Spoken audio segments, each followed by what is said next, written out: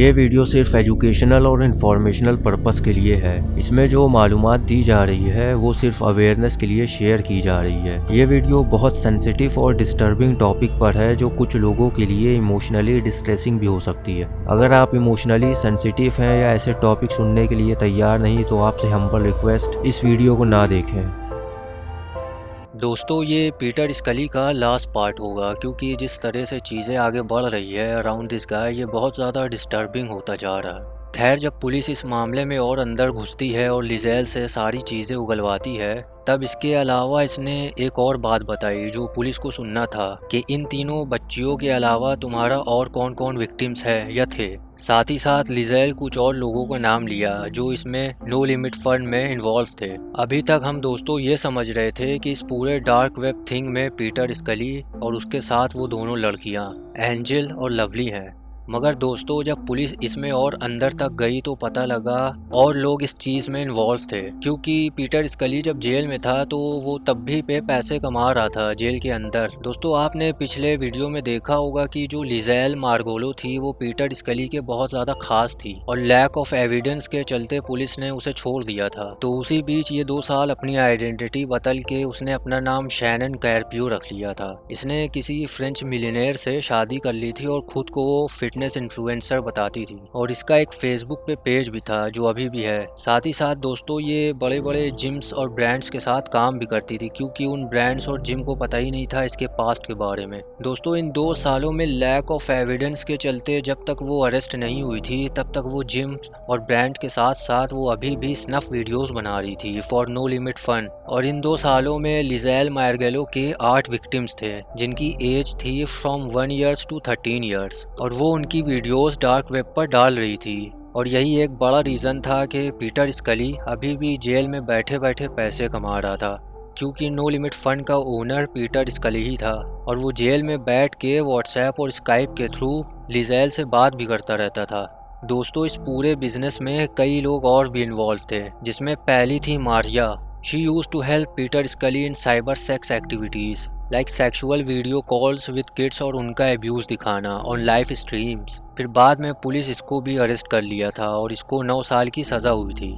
दूसरा था दोस्तों एलेक्जेंडर लाओ। ये एक कैब ड्राइवर था जो लोगों के साथ साथ पीटर स्कली के विक्टिम्स उन बच्चों को भी यहाँ से वहाँ ट्रांसपोर्ट करता था। इसको भी पुलिस ने अरेस्ट कर लिया था और इसको भी 9 साल की सज़ा हुई। फिर तीसरा था क्रिश्चियन जोहान। इस शैतान ने दोस्तों $1800 में एक बच्चे को सेल करा था पीटर स्कली को ताकि वो अपने वीडियो शूट कर पाए नो लिमिट फन के लिए। और अफसोस की बात यह है कि इस आदमी को अरेस्ट नहीं कर सके पुलिस। चौथा था Haniel. He was a Brazilian doctor. वो ये बताता था पीटर स्कली को कि छोटे छोटे बच्चों को कैसे ड्रग्स देना है। और जब वो अरेस्ट हुआ तो उसके पास से 37,000 पिक्चर्स और 700 वीडियोस मिली थी मासूम छोटे बच्चों की उसके पास। पांचवा था मार्शल रस्क। ये एक कैनेडियन था और वो फिलिपीन अक्सर जाता था और ये आदमी डार्क वेब को बहुत अच्छे से जानता था कि इसको कैसे यूज़ करना है। कहीं ना कहीं इसका एक बहुत बड़ा हाथ था नो लिमिट फंड को इतने आगे बढ़ाने के पीछे।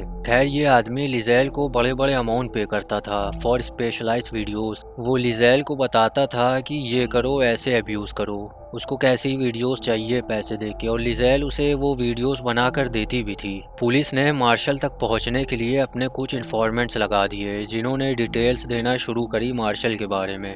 दोस्तों, मार्शल की मेंटालिटी और उसका दिलो दिमाग कैसा था आप इस बात से अंदाज़ा लगा सकते हैं कि उन इन्फॉर्मेंट्स ने बताया कि मार्शल ने $1000 ऑफर करे थे उन्हें to see his daughter Andres. दूसरी इन्फॉर्मेंट ने यह बताया कि मार्शल ने उसको $2000 दिए हैं ताकि वो उसी की बेटी से ओरल सेक्स ले सके। दोस्तों, और भी ऐसे वाहियात चीज़ें और बातें उससे जुड़ी है जो मार्शल को करनी पसंद थी, मगर इसके बारे में इतनी बात बहुत है समझने के लिए कि वो कैसा इंसान था। दोस्तों, इतनी इन्फॉर्मेशन के बाद पुलिस ने उसे अरेस्ट कर लिया और पुलिस को मार्शल के पास से कुछ हार्ड ड्राइव मिली जिसे वो कभी खोल नहीं पाए। और सबसे हैरत की बात यह है कि लैक ऑफ एविडेंस के तहत पुलिस ने उसे छोड़ दिया बाद में। फिलीपींस पुलिस का इसमें ज़ीरो इन्वॉल्वमेंट था। अभी मौजूदा वक्त में Marshall is free citizen in Canada. वो आज़ाद घूम रहा है उधर। उसकी उम्र इस वक्त लगभग 60 है और वो वहाँ अपनी 30 साल की फिलिपिनो वाइफ के साथ रहता है, उससे 30 साल छोटी। दोस्तों इनके अलावा भी 3-4 और लोगों का इस चीज़ में इन्वॉल्वमेंट था, मगर उनकी आइडेंटिटी बिल्कुल हिडन रखी गई है। शायद ये भी हो सकता है कि वो लोग इनसे भी ज़्यादा बुरे हो। 2022 नवंबर में पीटर स्कली और लिजेल मैर्गेलो को 129 ईयर्स की इन प्रिजन्स की सज़ा दी गई थी, मगर बाद में पुलिस डिपार्टमेंट और लोगों ने एक पिटीशन करा था कि पीटर स्कली को डेथ पेनल्टी मिले, उसको गोली मार के एलिमिनेट किया जाए, क्योंकि लोग उससे बहुत ज़्यादा नफरत करते थे उसके करतूत की वजह से।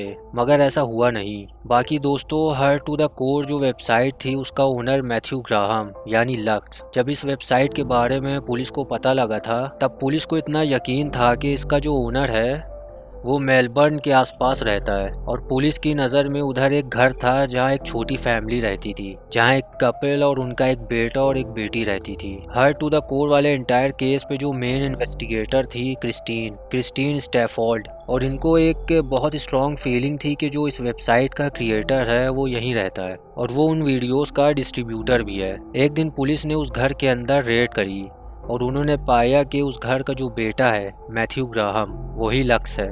दोस्तों लक्स एक काफ़ी अच्छा स्टूडेंट था उसी पास ही की यूनिवर्सिटी में, और इसकी प्रोफाइल भी बिल्कुल क्लीन थी, कोई क्रिमिनल रिकॉर्ड नहीं था, उसने कभी कोई लॉस भी ब्रेक नहीं करे थे। मगर इसके पीछे दोस्तों वो एक इतनी बड़ी स्नैप वीडियोस की साइट चला रहा था और इसने अपने सारे फ़ोन, सिस्टम और हार्ड डिस्क क्लीन करके रखा था, क्योंकि अगर कल को वो पकड़ा जाए तो उसके अगेंस्ट कहीं से भी कोई वीडियोस या वो टॉर्चर स्नफ वीडियोस या कोई एविडेंस सामने ना आ सके। और वो इस चीज़ को लेके काफ़ी श्योर भी था कि वो पकड़ा नहीं जा सकता। लेकिन जब उसे पकड़ा गया तब उसके फ़ोन में 3 ऐसी फ़ोटोज़ थी जिसे वो शायद क्लीन करना भूल गया था, और उन फ़ोटोज़ में डेड चिल्ड्रन थे, जिसमें एक फ़ोटो में एक आदमी उस छोटे से बच्चे के ऊपर खड़ा था। और इस 3 फ़ोटोज़ ने पुलिस का शक ख़त्म कर दिया और उसे हकीकत में बदल दिया कि यही लक्स यानी मैथ्यू ग्राहम है जो इस website hurt to the core का क्रिएटर भी है।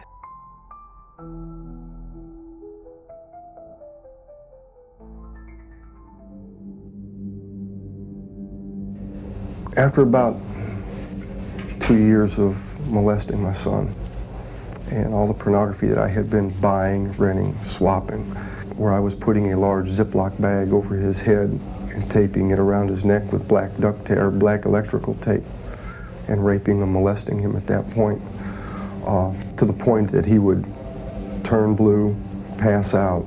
When I seen him pass out and change colors, that was very arousing and heightening to me, and I would rip the bag off his head, and then I'd jump up on his chest and I'd masturbate in his face and make him suck my penis while he was, as he started to come back awake, while he was coughing and choking, I would rape him in the mouth. I believe it would have been maybe as short as another month or two, and I would have actually killed him if I was not arrested.